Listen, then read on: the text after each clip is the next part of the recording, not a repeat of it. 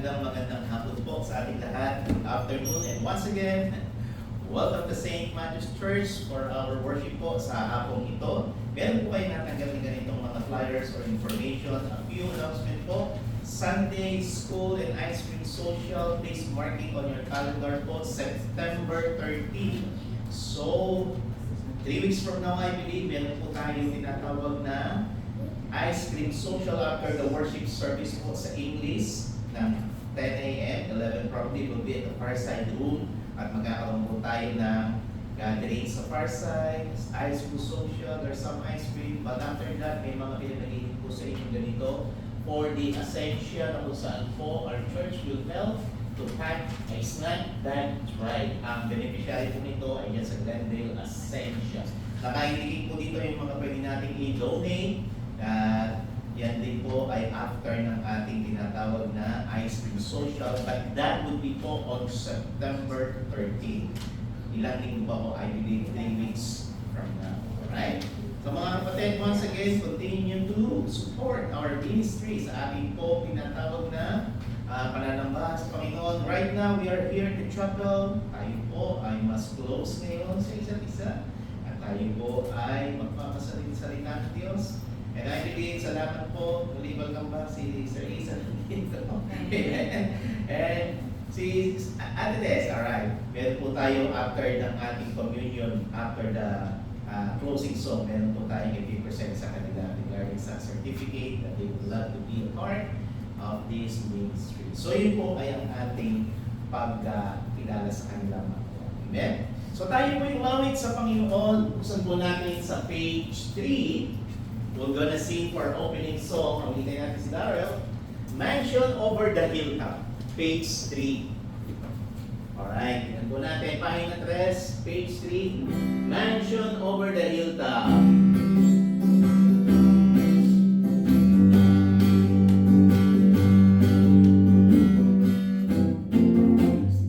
I'm satisfied with just a cottage below.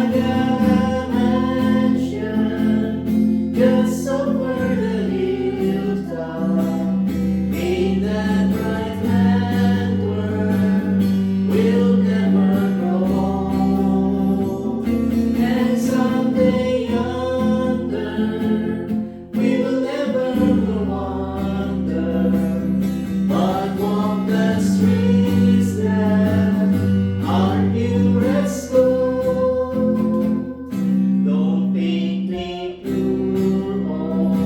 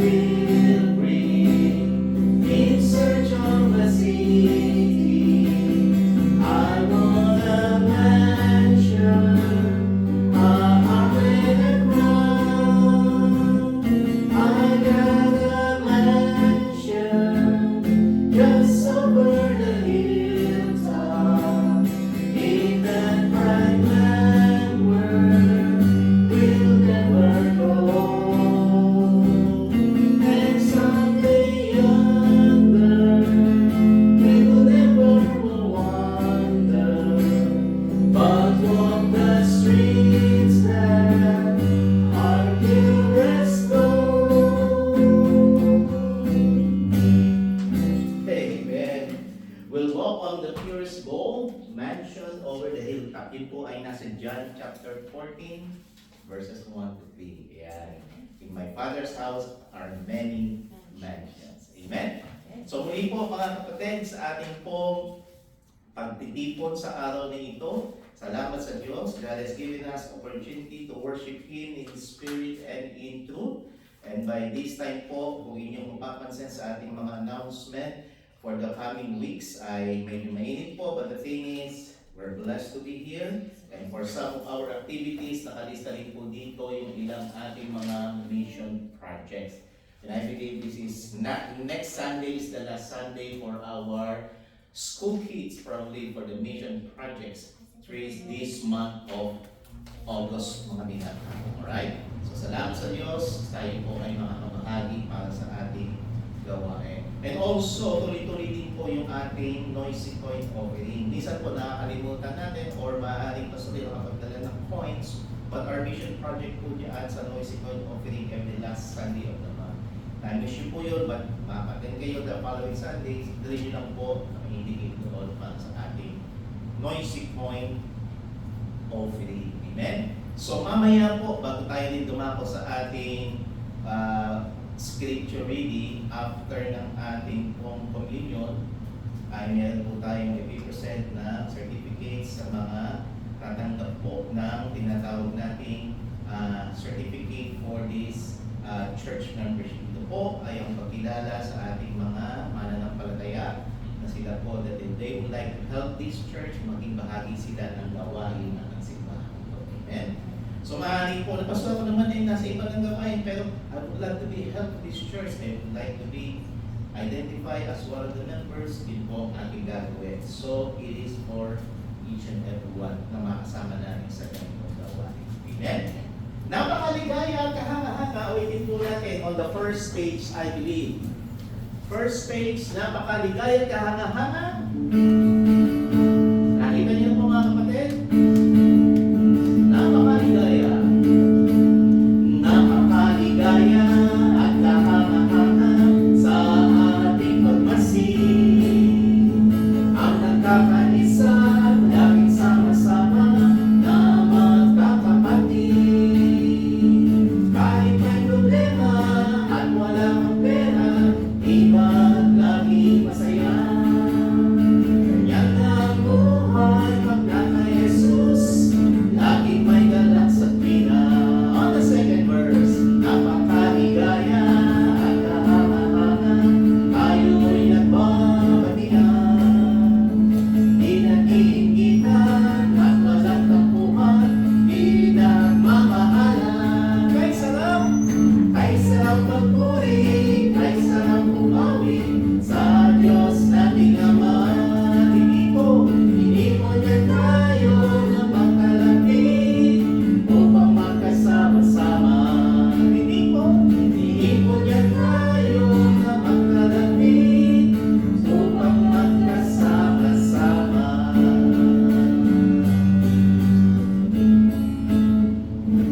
Amen. Hindi po niya tayo na magkasama-sama. Welcome, Amen. Mamaya tutulog siya sa atin. So now, mga minamahal, please, we will proceed with our scripture reading. Buklatin po ninyo ang, we have Bibles like this on page Psalms 146. Sinisang na po yung page. Page 855. Yan. Page 855. Ayan. Yan po ay Psalms 46. Yan. Page 855. Babasahin po natin ang salita ng Diyos sa aklat ng mga awit. Yan po ay sa chapter 46, page 855. Babasahin ko po ang verse 1 at sabay-sabay po tayo na sa verse 2. I would like to ask each and every one, tayo po'y magsitayo, bigay galang po sa pagbasa ng salita ng Diyos. I will read verse 1, sasagot po kayo lahat sa verse 2, at ako naman po sa verse 3 hanggang matapos po natin ang Psalms 46. Verse 1, God is our refuge and our strength, an ever-present help in trouble. Therefore will not fear, Though the earth quake, and the mountains fall in the heart of the sea. Verse 3, though its waters roar and foam, and the mountains quake with their surging. There is a river whose streams makes the city of God, the holy place where the Most High dwells. Verse 5, God is within her, she will not fall. God will help her at break of day. Nations are in uproar, kingdoms fall. He lifts his voice, the earth melts. In verse 7, the Lord Almighty is with us, the God of Jacob is our fortress. Come and see the works of the Lord, the desolations he has brought on the earth. Verse 9, he makes war cease to the ends of the earth. He breaks the bow and shatters the spear. He burns the shields with fire. Be still and know that I am God. I will be exalted among the nations. I will be exalted in the earth. Verse 11, sabay-sabay po natin basahin. The Lord Almighty is with us. The God of Jacob is our fortress. Ulihin po ang pagkabasa ng salita ng Diyos. Please be seated. Mga po kayo lahat, mga kapatid. And once again, binasa po natin ang Psalms 46. At nakalagay po mga minamahal, the Lord is our refuge and our strength. Ang Panginoon, ang Diyos po, ang ating kanlungan. Siya ang tutulong sa atin sa panahon ng ating mga pagsubok. Like for us to approach God in prayer, humingi po tayo ng patnubay, basbas, kapangyarihan sa ating pong pag-aaral sa amin ito. Shall we pray? Our gracious and heavenly Father, once again, thank you for your word. Thank you, Lord, for giving us again the opportunity to study and to hear your message to us. Ihanda po ninyo ang aming puso, ang aming mga sarili sa pagtanggap ng iyong banal na salita. And we pray for your Holy Spirit to empower us, enlighten us, guide us, and be with us, Lord, upang makita namin ang iyong katotohanan at kapangyarihan ayon sa iyong salita. Pagpalain po ninyo ang bawat isa, maging sa mga kasama namin, ayon siyang maluwalhati sa araw na ito. Alam ng aming Panginoong Jesus, aming dalangin. Amen.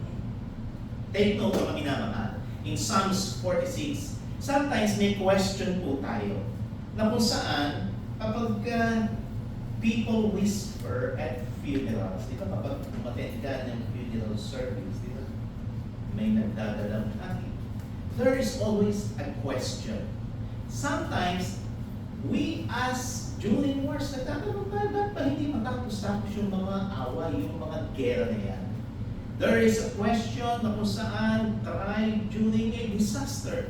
May mga disaster and chaos na kung saan pagbaha, paglindol, di ba? Mga kalamidad, and we cry out, bakit ba nangyayari ang mga bagay nito?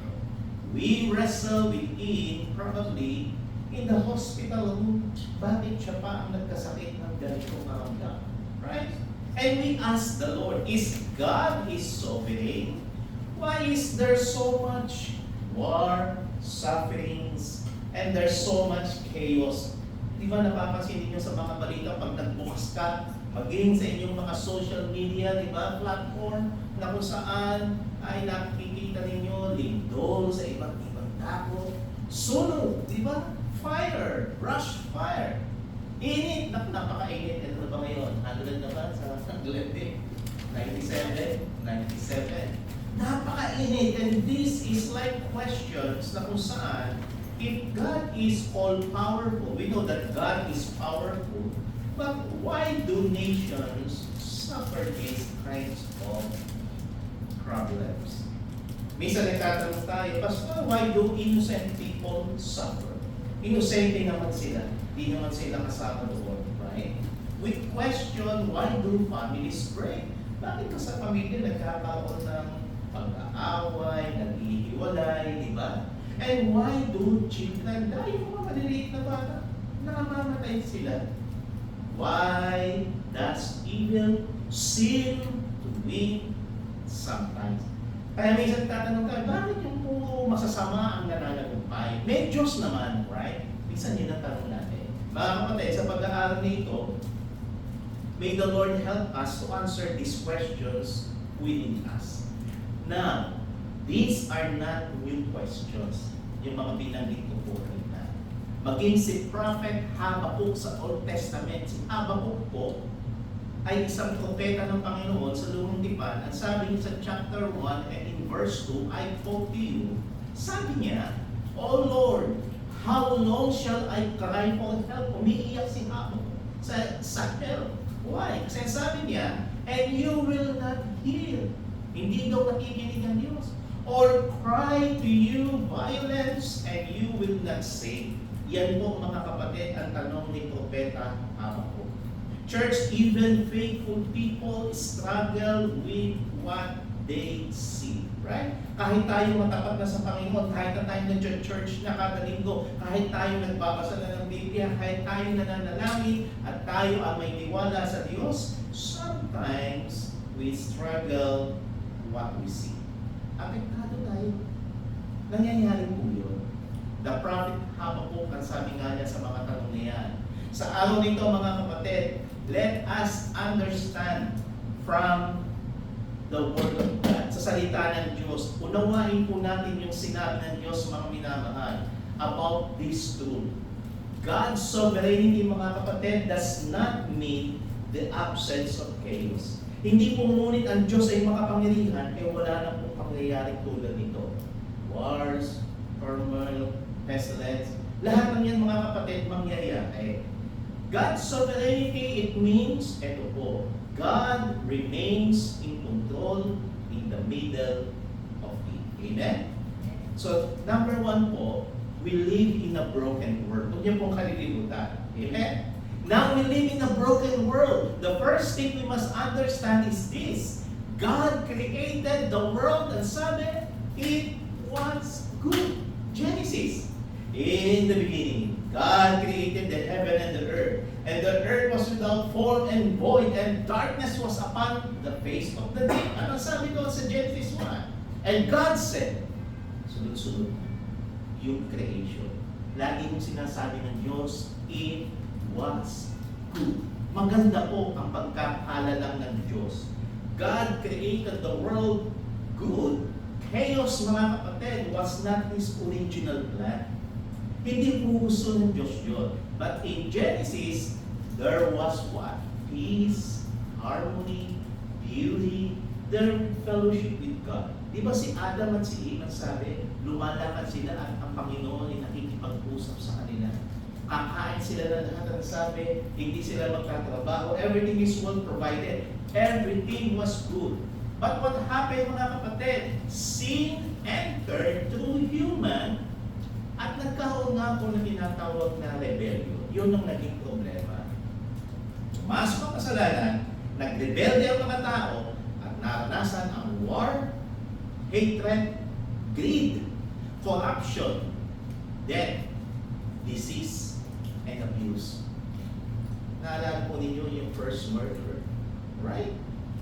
Dahil sa jealousy at dahil doon sa kanyang pag-jealous sa kanyang kapatid, pinatay niya ang kanyang kapatid, Cain, di ba? He killed Abel.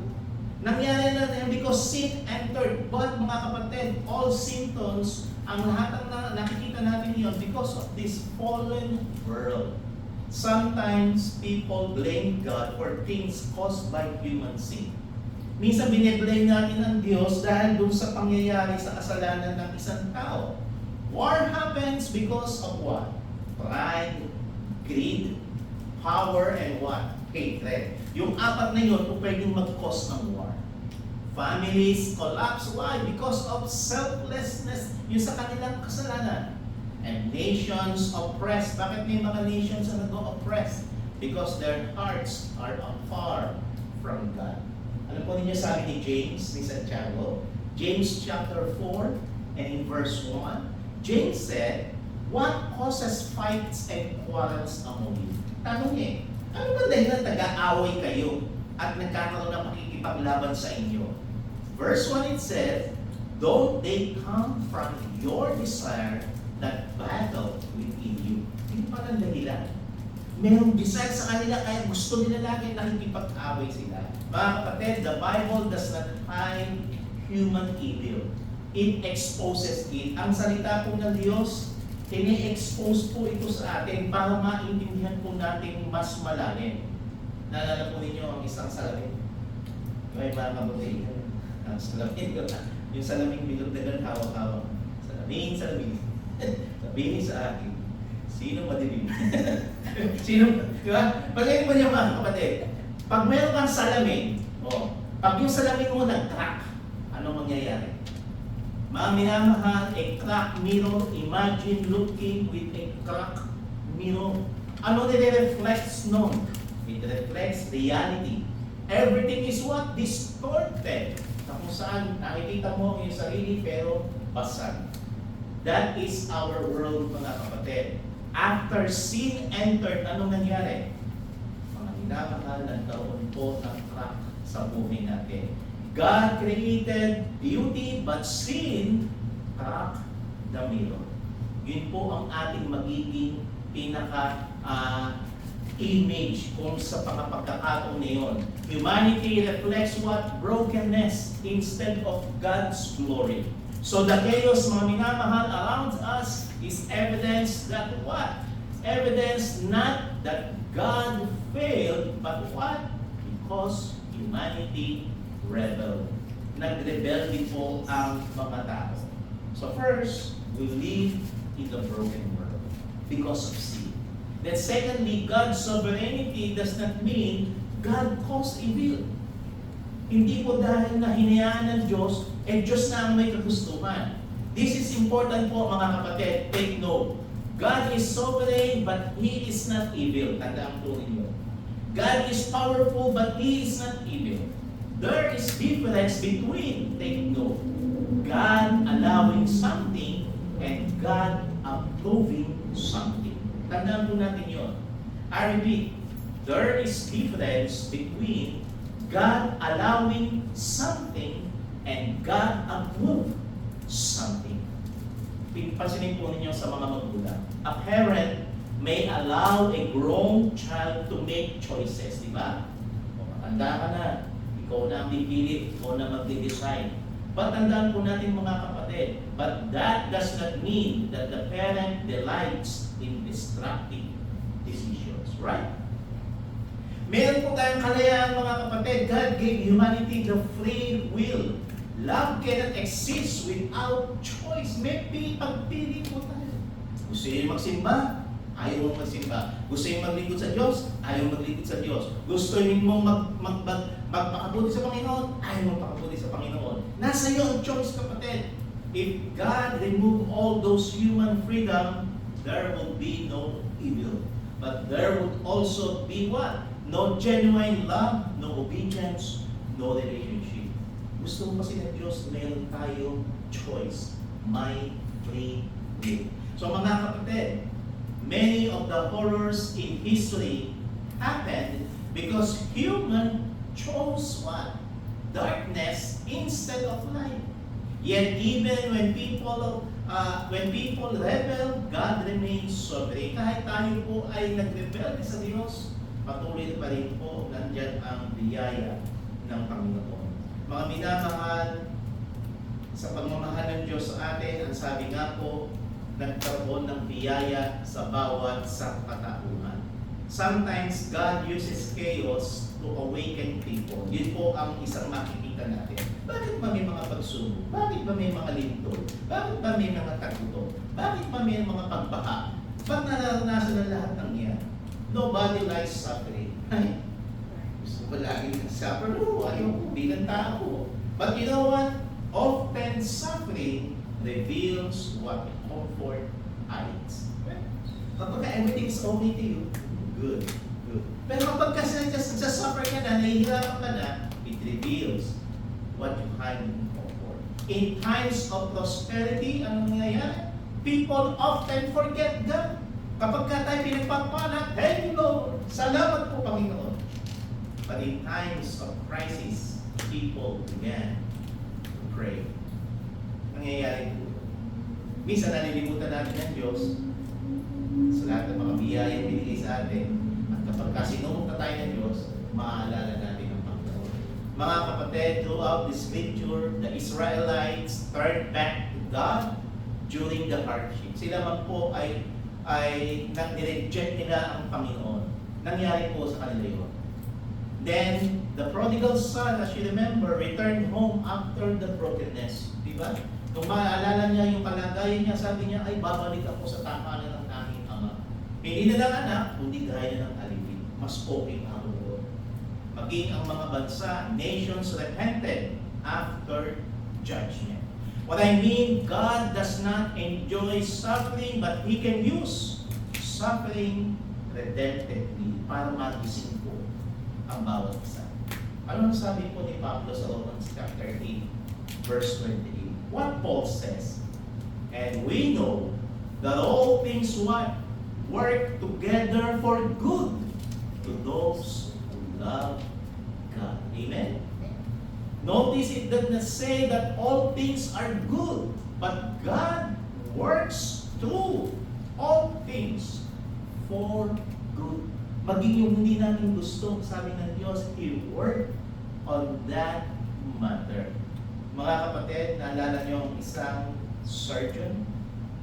A surgeon may cut deeply during an operation, right? To the patient, it feels painful and frightening. Ang sakit-sakit ito, dihiwain, di ba? Tatahiin pagkatapos. But the surgeon, mga kapatid, is not harming to destroy. He wounds to heal. Para gumaling tayo. Mga minamahal, sometimes, God allows painful seasons to remove pride sa buhay natin. Amen?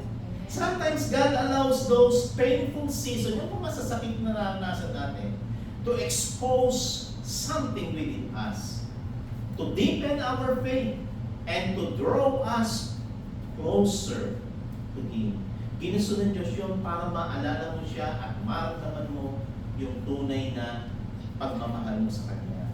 What looks like destruction will become transformation. And then mga kapatid, kung mapapasin po ninyo, Jesus never promised a chaos-free world. Tulad nga po na sinabi niya sa John chapter 16 and in verse 33, the Bible says, in this world ye shall have what? Tribulation. Right? Sa mundong ito ay magkakaroon tayo ng trouble, tribulation. That's given. But God said, Jesus said, but take heart. Why? I have overcome the world. Amen? Notice, Jesus acknowledged suffering, but He also declared victory. Church, Christianity is not denial of pain. It is hope in the middle of pain. May pag-asa, mga kapatid, sa kalagitnaan ng ating paghihirap. The cross itself looked like what? Chaos. Pag nakatingin tayo sa cross, si Kristo ay nakabayuway doon. Hindi maganda nakikita natin. Evil appeared victorious.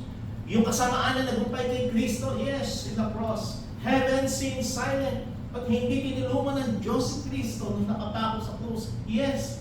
But 3 days later, mga kapatid, ano nangyari? 3 days later, resurrection came. Amen? Hindi po nanatiling Friday. Amen? Hindi po nanatiling Biyernes. Nung nakapako si Kristo sa cross ng Kalbaryo. Church, on Friday, Jesus was crucified. Do you remember? Welcome po. On Friday, Jesus was crucified. But remember, my friend, it looked hopeless. Di ba yung Biyernes na yun, sabi nga nila, ay, patay si Kristo. Di ba? Minsan masasabi natin, ay, si Kristo namatay. Yung Biyernes, kaya nga may Biyernes Santo tinatawag eh. But ang hindi natin naiintindihan, mga kapatid, Sunday was coming. Amen? Many people judge God on Friday moments. Doon lang doon sa masakit na nangyari. Without realizing, my friend, resurrection is still coming on Sunday. Sometimes, take note, we are living between Friday and Sunday. Ano yung between yun?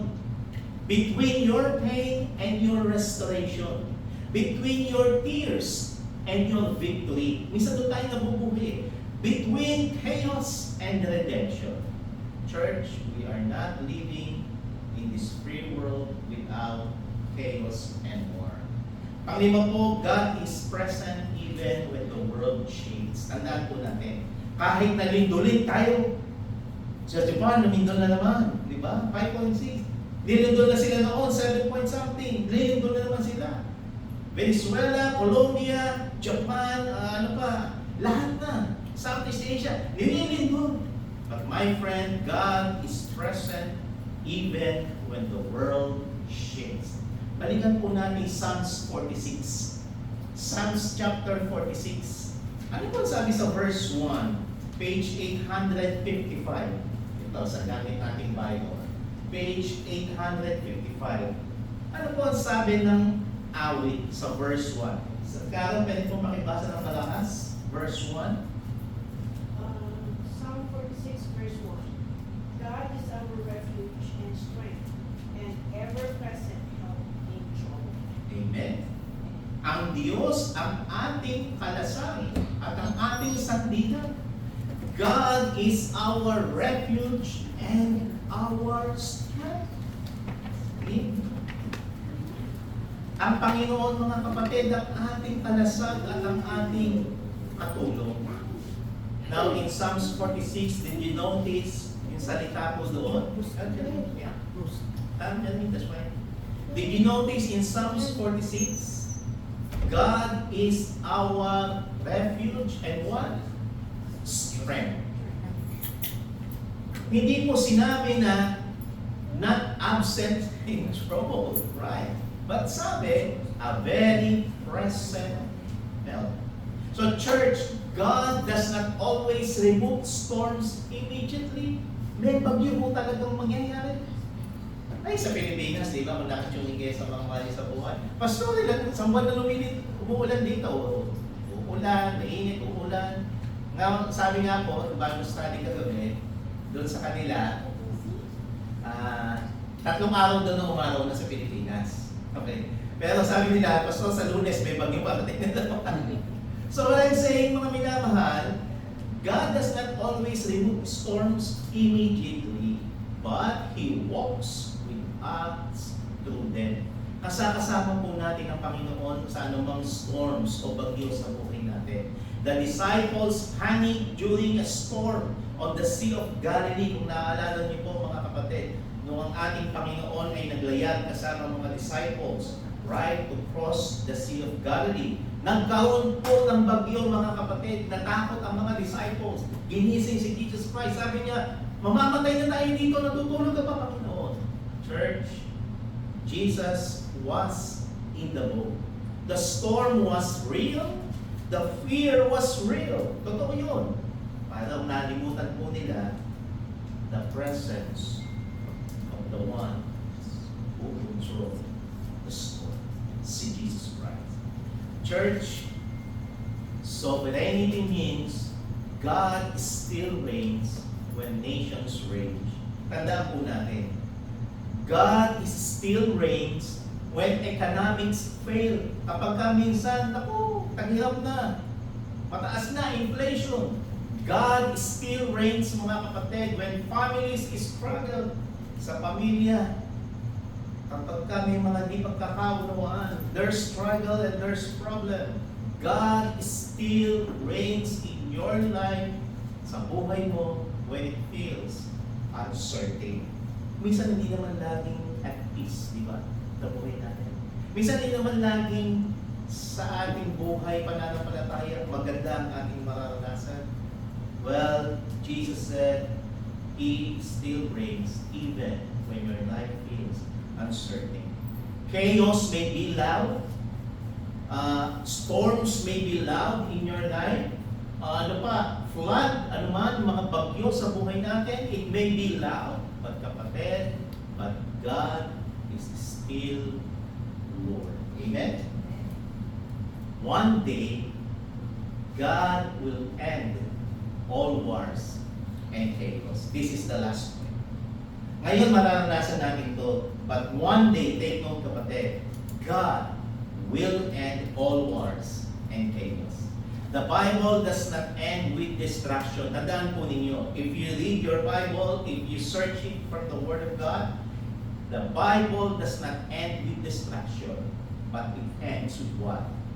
Restoration. Ano po ang pinangako sa hula sa Revelation chapter 21? Buklatin po natin. We'll close with this. Revelation chapter 21, sa last verse, sa last book of the Bible po. Page 1871 sa ganitong Bible. Page 1871. Revelation 21. The Bible does not end with destruction, but it ends with restoration. What Revelation promises us? Ano ang sabi sa verse 4? Right? What was verse 4 says in Revelation chapter 21? Okay? Sino nakakita? Celine, can you read verse 4 at chapter 21, verse 4? What the word says? He will tear from their eyes.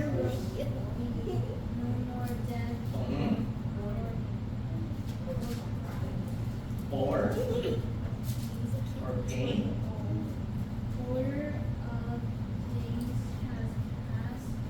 All things has passed away. Thank you, Celine. Ano ang sabi sa verse 4? He will wipe every tear from their eyes. Wala na daw kung pag-iyak. There no more death, no more crying, no more pain, no more war. One day, God will end all these things, yung war and chaos. Why? Ang sabi nga po dito, there will be no more death or mourning or crying or pain, for the old order of things, ang sabi, has passed away. The story ends with God making all things new. Mga kapatid, what sin broke? Anong ginawa ng kasalanan sa sanlibutan? Christ will restore. The world is not the final chapter. Hindi po tayo mananatili sa mundong ito. Iiwan po natin ito. Sabi nga ng kanta, this world is not my home, I'm just a passing through. If heaven is not my home, oh Lord, what will I do? Kaya this home, sabi ni Paul, our citizenship, di ba, is not here. Our citizenship is in heaven. O maaaring dual citizen tayo. American citizen, saka Philippine citizen, o dito yun sa lupa. Pero iiwan natin ito, our citizenship is in heaven. Kaya nga, wala nang pag-iyak, wala nang pain, wala nang mourning, lahat papawiin ng Diyos yun eh. Bakit? Kasi nga mga kapatid, babalik tayo sa Kanya. Sa ating buhay mga kapatid, in our conclusion, yes, God is sovereign. What does it mean? Makapangyarihan ng Diyos. Pero why is there war and chaos? Because, number one, we live in a broken world. In this fallen world. Number two, human sin produces distraction. Pumasok ang kasalanan, nagkaroon ng distraction. Thirdly, God allows freedom but remains sovereign. Binigyan mo tayo ng Diyos ng free will to choose. We choose to serve God or not. We choose to worship God today or not. You have the choice. Mamimili tayo. God can bring purpose even from our pain. Ano man ang maranasan nating sakit at paghihirap ngayon, may purpose ang Diyos diyan. Ikalima, Jesus entered, at sabi nga, our suffering. Kasama ho natin ang Diyos sa ating mga paghihirap at bagyo sa buhay. And then one day, sa ating na kung binasa, Christ will fully restore creation. So the answer to suffering is not found in philosophy alone o sa mga books in philosophy, but the answer is found in this book. Jesus and in Jesus alone. Amen? Church, a God who entered human being, a God who suffered on the cross, a God who defeated death and then promised eternal peace. Maybe today, my friend, your life feels chaotic. Punong-puno ng problema, pastor, sa buhay ko. Maybe your life feels chaotic. Your family feels broken. Your heart feels overwhelmed. Hear this chaos, kapatid. ang lahat ng ito, it does not mean God abandoned you. No. The same God who ruled galaxies can hold your life together. Just trust Him, kapatid. Pagtiwalaan mo lang siya. Even when you do not understand now, faith is not having every answer. But faith is believing that God remains faithful even in an answered question. Amen? Let us pray. Our Heavenly Father, we come before you today acknowledging that you are the God above all things. Even when the world, Lord, feels unstable, when there's wars, and there's probably families struggle, when our hearts are overwhelmed, you remain sovereign and faithful, Lord. Lord, there are moments we do not understand why all there's pain, suffering, and chaos exists. There are times when fear tries to overtake our faith. But today, Lord, we choose to trust you, even we cannot trace your hand. Lord, give us peace in the middle of our uncertainty. Give us the strength when we feel weak, and give us the hope when darkness surrounds us. Father, heal broken hearts and comfort those who are grieving. Protect the innocent lives caught in violence and conflict. Bring us wisdom to all the leaders, peace to all the nations, and revival to the hearts that are far from you. Lord, teach us not to learn on our own understanding, but to rest in your promises. Remind us, Lord, that you are near to the hurting, close to the brokenhearted, and present in every storms in life. Thank you, Jesus, who entered our suffering, carried our cross, and died for our sins, and rose again with victory and with hope. Because of Jesus, we know that chaos will not have the final word. We declare today that you are still the King, and you are still in control. And one day you will wipe away every tear and make all things new. Until that day, help us walk in faith, live in courage, and shine your light in a dark world. In the mighty name of Jesus Christ, all this we pray. Amen and amen. Glory to God, mga kapatid. Thank you, Darrell. Alright. So mga minamahal, once again, by this time we'll proceed. Before the Eucharistic prayer, everyone is welcome to participate and to partake of sa ating Lord's Supper. And with our gathering of gifts, just presented here. If you use the envelope, just read it here. And also, if you use the online giving, God bless your heart. Awaiting po natin, Darrell, yung give thanks with a grateful heart. Ano ba yun?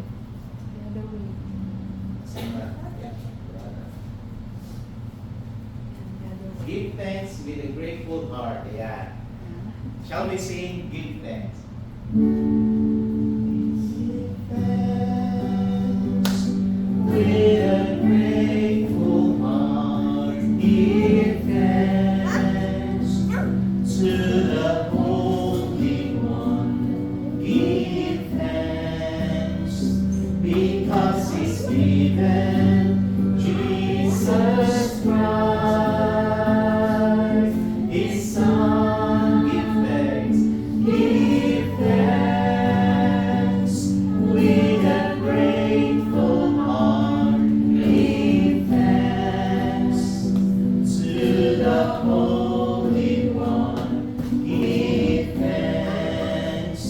Because He's given Jesus Christ.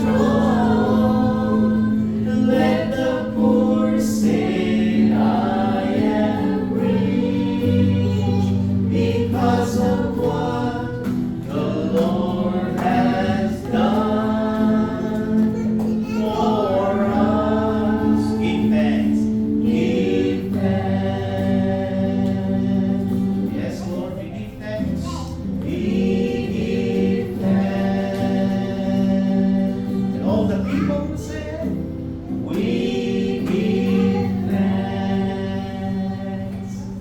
Thank you, Lord Jesus, for all the blessings that you have given us. At this time, we proceed with our Eucharistic prayer. Shall we pray? In the night in which he was betrayed, our Lord Jesus took bread, and he gave thanks. He broke it and gave it to his disciples, saying, take and eat. This is my body which is given for you. Do this for the remembrance of me. And again, after supper, he took the cup and gave thanks and gave it for all to drink, saying, this cup is the new covenant in my blood, shed for you for all of the people for the forgiveness of sins. Do this for the remembrance of me. Amen. Mga minamahal, tanggapin po natin ang tinapay at sawa ng Panginoon sa inyo.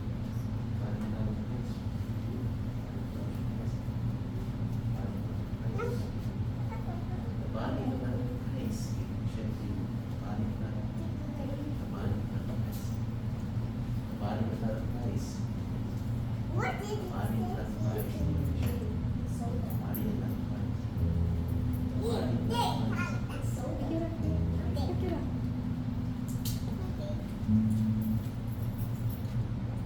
Stop.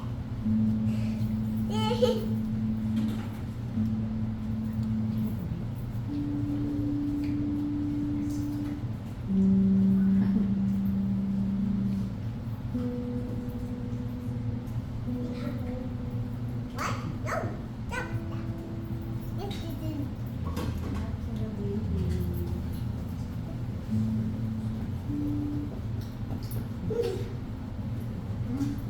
Mary, you dropped it. Mary.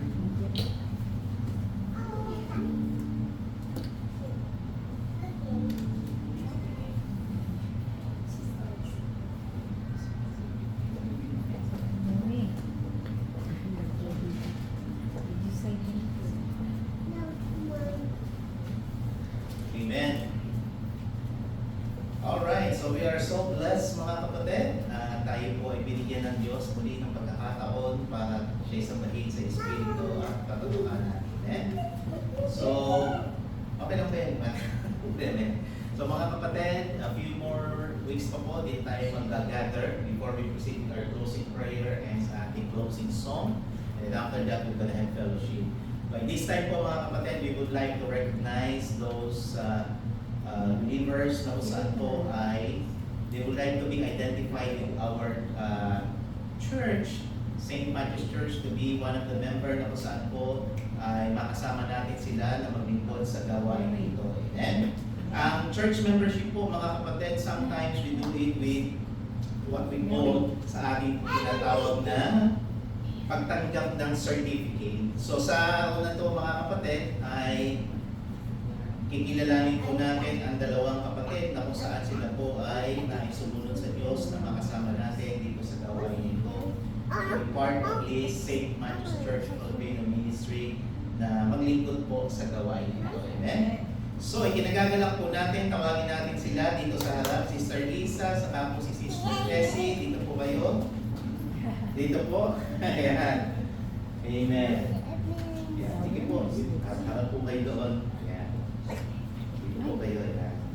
So, mga kapatid, Sister Lisa, ang bata po, at saka si Sister Tessie Lira, having confessed po with the Christian faith in the words of the Apostles' Creed and having once again affirmed the vows made at their baptism, has been received into the membership pool of this church, St. Matthew's Evangelical Lutheran Church, ELCA, here in Glendale, California. Signed by our pastor, senior pastor, Pastor Tim Banwart, on August 11, 2026. Sister Lisa, this is for you.